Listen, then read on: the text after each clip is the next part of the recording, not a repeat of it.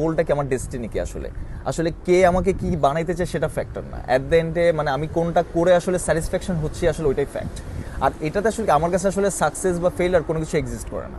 At the এন্ডে human আজকে যেটা সাকসেস 6 মাস 1 বছর পর সেটা ফেল হিসেবে কাউন্ট হতে পারে। হ্যাঁ, বাট সাকসেসে আসলে কি ওই মজাটা নেই, বাট ফেলিয়ারে ওই মজাটা আছে, কারণ আপনাকে একটা জার্নি দিবে, আপনাকে একটা স্ট্রাগলিং দেবে। হ্যাঁ, আপনি সাকসেস হওয়ার পরে তো আপনি হয়ে গেলেন, তারপর আপনি কি করবেন?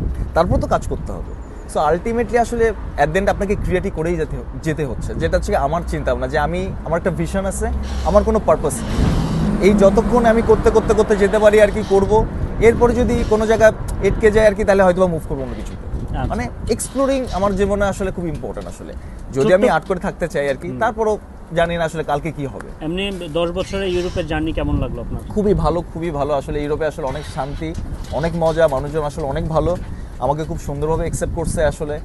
আর খুবই পজিটিভিটি তারা আসলে। অপরচুনিটি কি আমাদের দেশ থেকে বেশি? অপরচুনিটি আসলে বলতে গেলে কি, আসলে আপনাকে প্রত্যেকটা দেশেই অপরচুনিটি আছে। আপনাকে অপরচুনিটি আসলে কেউ কাউকে দেয় না, আপনাকে আসলে অপরচুনিটি নিয়ে নিতে হয়। সো ওই জিনিসটা যদি থাকে, তাহলে আসলে মনে করেন বাংলাদেশ থেকে যদি আমি করতে পারি, তাহলে আরও 10টা ছেলে করতে পারবে। এখন আমি যেভাবে চিন্তা ভাবনা করে আসি, আমি সিনেমাতে কাজ করব, সিনেমার লাইফটা আমি এনজয় করবো আর কি, ওই চিন্তা ভাবনা, এই জন্য আমি এখনও ওইটাতেই আছি, আমি মুভ অন করিনি।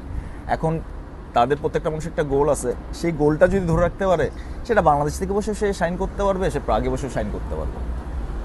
নিজের উপর জাস্ট কনফিডেন্ট, বিশ্বাস, এই জিনিসগুলো আসলে খুবই দরকার আসলে মানুষের। আত্মবিশ্বাসটা খুব ইম্পর্টেন্ট। দেশের মানুষের জন্য কিছু বলতে চান?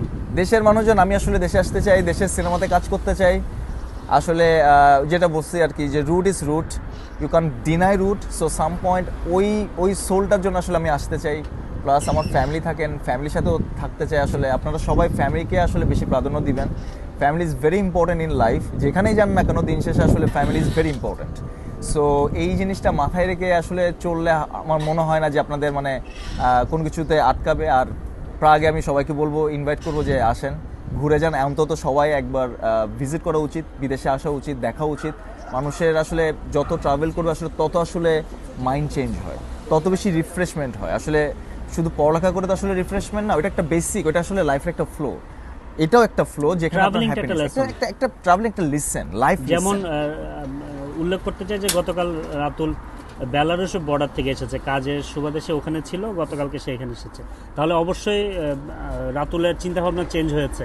ওই পাশটাও তো দেখে এসেছেন আপনি, পোল্যান্ডের বেলারুশ ওই পাশটা। তো দেশভিত্তিক মানুষের আচার আচরণ, চিন্তাভাবনা, growth, long term plan, attitude, এগুলো তো আসলে চেঞ্জ হয়। তো সেই জায়গা থেকে আমিও সবাইকে বলি যে শুধু টাকা ইনকাম না করে আসলে সেটা খরচ করে তার ট্রাভেল করা হচ্ছে, এটা ইনভেস্টমেন্ট। এটা হচ্ছে তার যে লেসন হবে সেটা আসলে ওই কিছু জিনিস তো আছে এগুলো টাকার অমূল্য। যেমন আপনি আর্টের কথা বললেন, এটা অমূল্য সম্পদ, এটা অমূল্য। ঠিক একই রকম ট্রাভেলিংটা এটা অমূল্য একটা অ্যাসেট। এটা ট্রাভেল করতে করতে আসলে গ্রো করা যায়, গেইন করা যায়, এটা এইভাবে বলে বোঝানো যাবে না।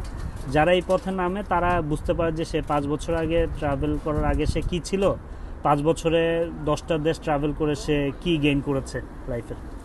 সো রাতুল, থ্যাংক ইউ এই ব্যস্ততার মধ্যে আমাদেরকে সময় দেওয়ার জন্য, আমাদের জার্নি অ্যাডভাইজার অডিয়েন্সদেরকে উদ্দেশ্যে সময় দিয়ে কিছু মূল্যবান জীবনের অভিজ্ঞতাগুলো শেয়ার করার জন্য আপনাকে অনেক ধন্যবাদ জানাচ্ছি। দেশে আসেন, দেশে কাজ করেন।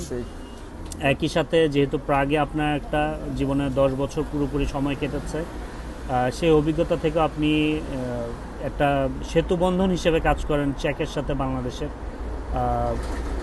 যেখানেই থাকেন, যেভাবেই গ্রো করেন, ভালো হোক সব কিছু। আর আশা করি পরবর্তী মিটটা 10 বছর না, আরও কম সময়ের ভিতর হবে ইনশাল্লাহ। অনেক অনেক ধন্যবাদ ভাইয়া, অনেক অনেক ধন্যবাদ আপনাকেও। আসলে আপনি 10 বছর পরে আসলে দেখা আপনার সাথে।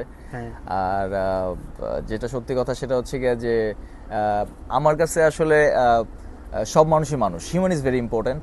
সেটা বাঙালি হোক, সেটা বিদেশি হোক, আসলে সবাই মানে প্রত্যেকটা হিউম্যানের মধ্যে একটা মজা আছে। সো আমি হিউম্যানিটি খুবই এনজয় করি। আর বাংলাদেশে খুব ইচ্ছা আছে, খুব তাড়াতাড়ি আসবো আর কি, কাজ করবো আর কি। তো দোয়া করেন আমার জন্য আর কি, আশীর্বাদ করেন যাতে আমি তাড়াতাড়ি আসতে পারি আর যেন ভালোভাবে থাকতে পারি। ঠিক আছে রাতুল, ভালো থাকেন, ধন্যবাদ। Thank you so much.